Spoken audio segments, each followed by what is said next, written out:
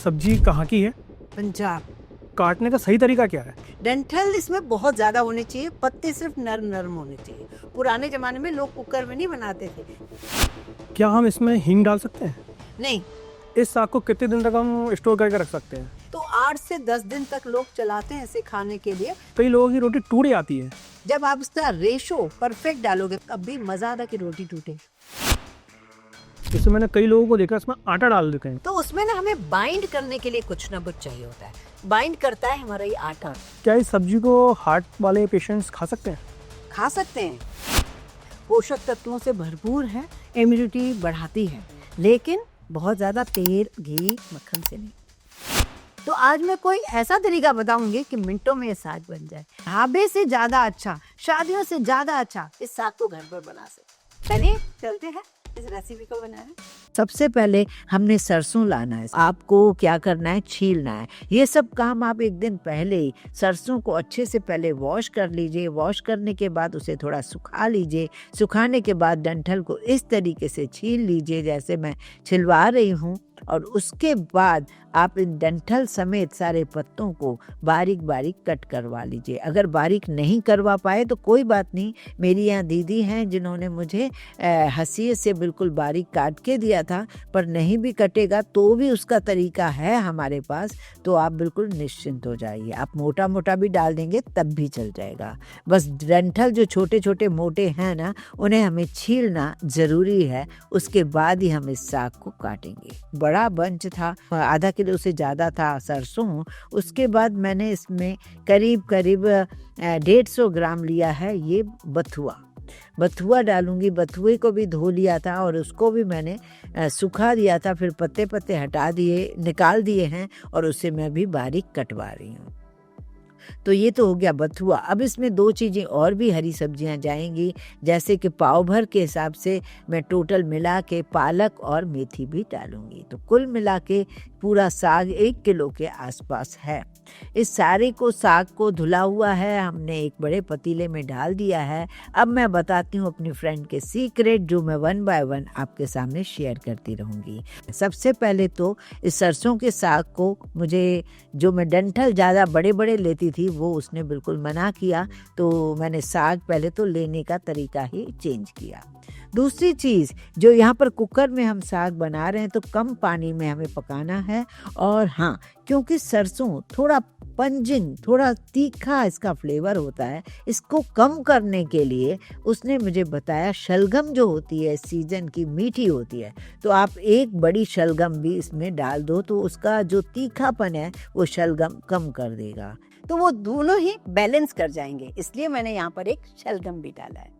आज मैंने जो चीजें उसमें डाली हैं और जो चीज इधर की है, आप एक बार इस तरीके से बनाकर देखिए। इसमें 2 से 3 आप हरी मिर्ची डालो, 4 डालो, 5 डालो, जितना आपका मन करे डालो, लेकिन अदरक लहसुन इसमें मत डालना, ठीक है। तो ये चीज़ मैं अक्सर अदरक लहसुन इसके साथ पकाती थी, तो उसने मुझे मना किया। एक और बात, इसमें हरी मिर्च डाली, नमक डाला, और मैंने इसमें 1 चम्मच घी डाल दिया। बस अब हम इसे 3-4 विसिल लगाएंगे। विसिल लगाने के बाद थोड़ा स्लो पे पकाएंगे। उसके बाद जब पूरा प्रेशर रिलीज हो जाएगा तब हम खोलेंगे। तो ये देखिए, कुछ चेंजेस अभी पहले थे और एंड तक भी आप काफ़ी सारे चेंज देखोगे, हैरान हो जाओगे इसके आज सरसों की भाजी को बनते हुए का काफ़ी सारा चेंज। तो ये देखिए, अक्सर मैं इसको घोटती थी मतनी से, पर आजकल लोगों के पास टाइम नहीं है, जिसकी वजह से हम आलस करते हैं कि नहीं कौन बनाए सरसों का साग, कौन घोटे इसको।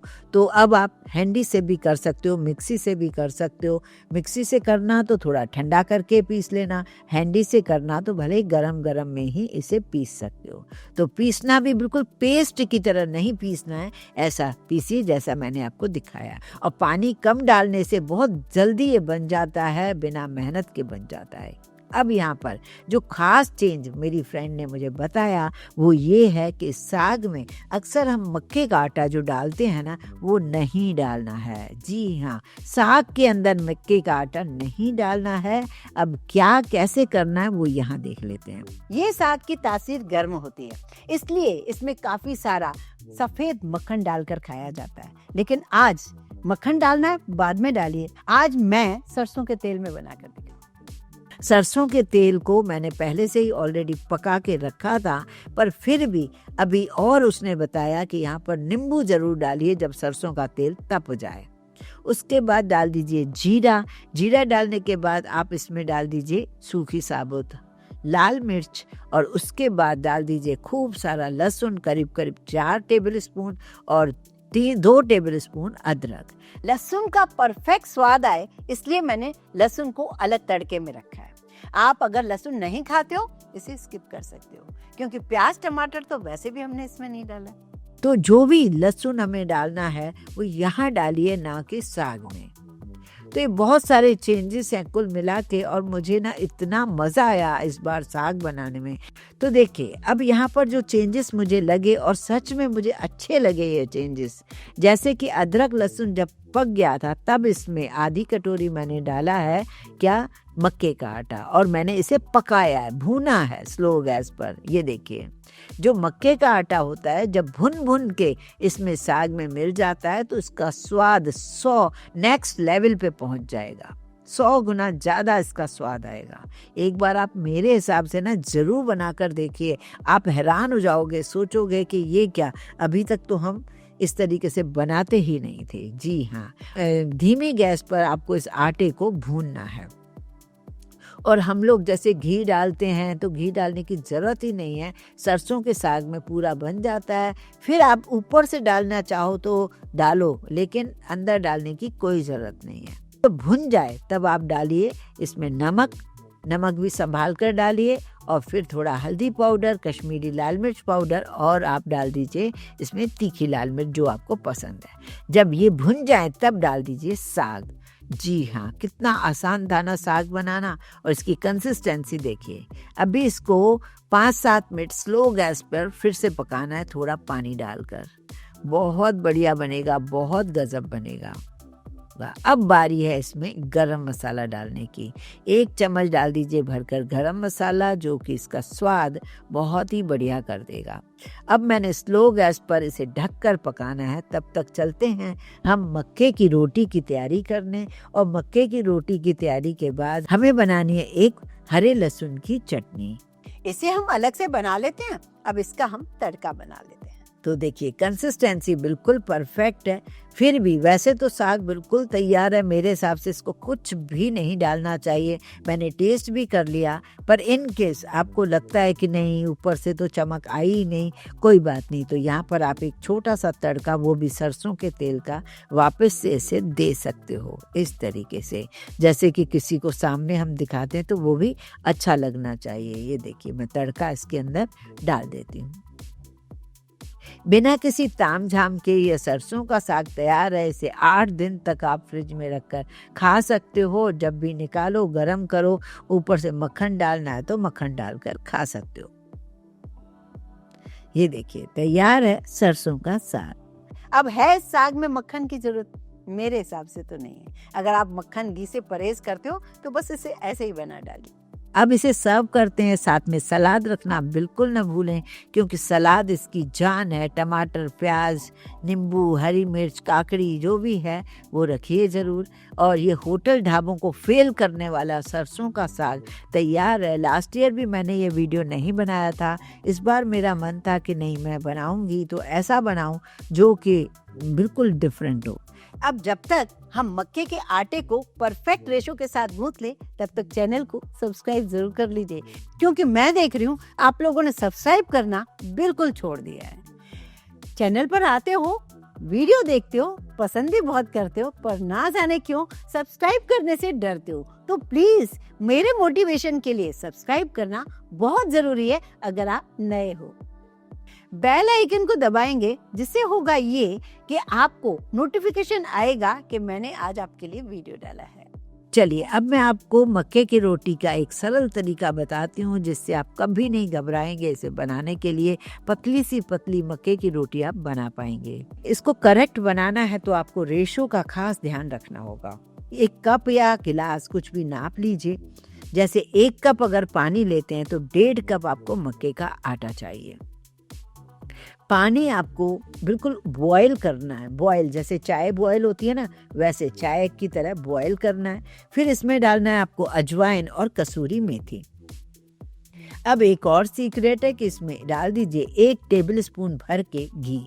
जी हाँ, 1 टेबलस्पून भर के घी डाल दीजिए। स्वाद अनुसार नमक डाल दीजिए। इस उबलते हुए पानी के अंदर आपको डालना है ये मक्के का आटा। करेक्ट कंसिस्टेंसी है, आप टेंशन ही मत लीजिए, कोई हाथ वाथ डालने की ज़रूरत नहीं है। चम्मच से ये गूँथ कर तैयार हो जाता है मक्के का आटा, और इसे बनाना भी बहुत ज़्यादा आसान है। अब इसे हम ढक के एक तरफ रख देते हैं, इसमें स्टीम लगने दीजिए। तब तक हम बना लेते हैं चटनी, वो भी हरे लहसुन की। यहाँ मैंने टमाटर लिया, हरी मिर्च लिया, हरा लहसुन लिया, 4 कलियाँ, थोड़ा सा धनिया लिया। इसको हम सिल पर पीस लेते हैं। आप इसे पीस सकते हैं, कूट सकते हैं, या फिर मिक्सी के जार में पीस सकते हैं। अदरक भली मत डालिए, हरा लहसुन के स्वाद जो है ना वो बहुत ही गजब का देगा। ये सब सारी चीज़ें जब पिस जाएं तब इसमें डाल दीजिए नींबू का रस, नमक, और चाहे तो थोड़ा सा कश्मीरी लाल मिर्च पाउडर, थोड़ा सा मैंने काला नमक भी डाल दिया। इस तरीके से ये बहुत बढ़िया चटनी बन जाएगी। सरसों के साग के बिना आप मक्के की रोटी, ज्वार की रोटी, बाजरे की रोटी इस चटनी के साथ एंजॉय कर सकते हो। ये देखिए, तो चटनी तो हो गई तैयार। अब आगे बढ़ते हैं, हम मक्के की रोटी को हम तवे पर कैसे बनाएं। तो चलिए, यही एक बढ़िया सी बात है जो कि आप आसानी से समझ पाएंगे, जिससे आप बिल्कुल आसानी से उसे बना भी पाएंगे। आटे को जब आप हाथ से चेक करोगे 15 मिनट बाद, तो समझ जाओगे कि इसे गूंथना तो बहुत ही बढ़िया कला है। जी हाँ, कुछ करना ही नहीं था हमें। ये देखिए कितना सॉफ्ट, कितना स्मूथ बना है। यहाँ पर मैंने एक बटर पेपर लिया है, थोड़ा सा घी लगा लिया है। दूसरे बटर पेपर पर भी मैंने थोड़ा सा घी लगाया, और मैंने इस तरीके से बटर पेपर रखा और ऊपर से एक थाली से इसको दबा दिया। थाली से दबाने से कि ये बहुत आसानी से बढ़िया बन चुका। अब अगर आपको नॉर्मल तवे पर बनाना है तो आप कोई बात नहीं, बटर पेपर से आप सीधा तवे पर डाल दीजिए, बटर पेपर को हटाइए और ऊपर से पानी लगा दीजिए। ठीक है, तो वो तो हो गया आपका तवे पर, जैसे मैंने थोड़े टाइम पहले आपको ज्वार की रोटी बनाना बताई थी। लेकिन अभी मैं बना रही हूँ तंदूरी मक्के की रोटी, लेकिन तंदूरी बिना तंदूर के तवे पर।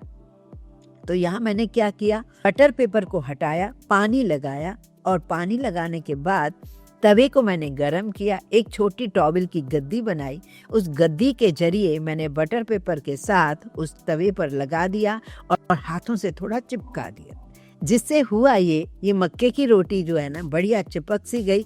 और उल्टा किया तवे को, बढ़िया सी ये रोटी पतली क्रिस्पी तैयार है। अब आपको क्रिस्पी रोटी खानी है तो आपको टेंशन लेने की ज़रूरत नहीं है। ये क्रिस्पी गर्मा गर्म रोटी आप चटनी और सरसों के साग के साथ एंजॉय करिए।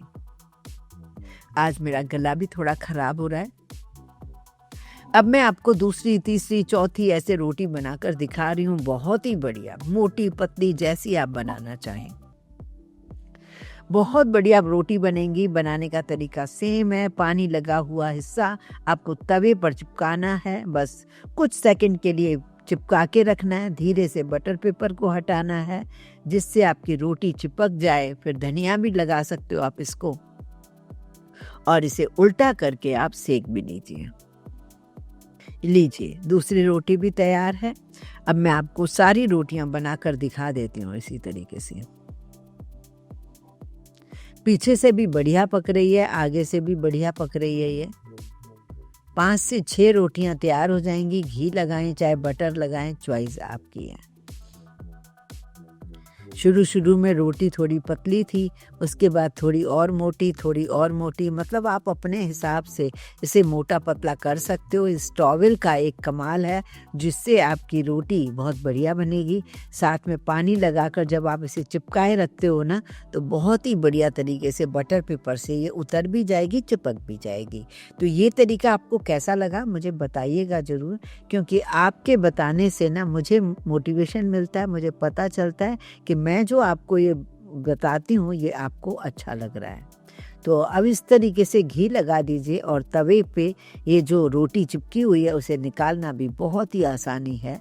ये देखिए हर रोटी हर तरफ से पकी हुई है, बिल्कुल ढाबे फेल हैं इस रोटी के सामने। जब आप इस तरीके से बनाएंगे ना बिना तंदूर के तो सब आपके हाथ को चूम लेंगे। एक और बात, मक्के का आटा अगर आपने परफेक्ट गूंथना सीख लिया तो इसी से नाचोस, टाकोस, एंचिलाडास सारी चीजें मैक्सिकन फूड की आप इसी आटे से बना सकते हो, कम मैदा डालकर। क्योंकि ज्यादातर लोग क्या करते हैं, मैदा भरपूर डाल देते हैं, मक्के का आटा नाम से डालते हैं और फिर हल्दी या कलर डाल देते हैं। ये प्रॉब्लम आपके साथ नहीं आएगी अगर आपने इसको बढ़िया सा गूंथ लिया। तो नाचोस बनाइए घर में, टाकोस बनाइए, एंजॉय कीजिए।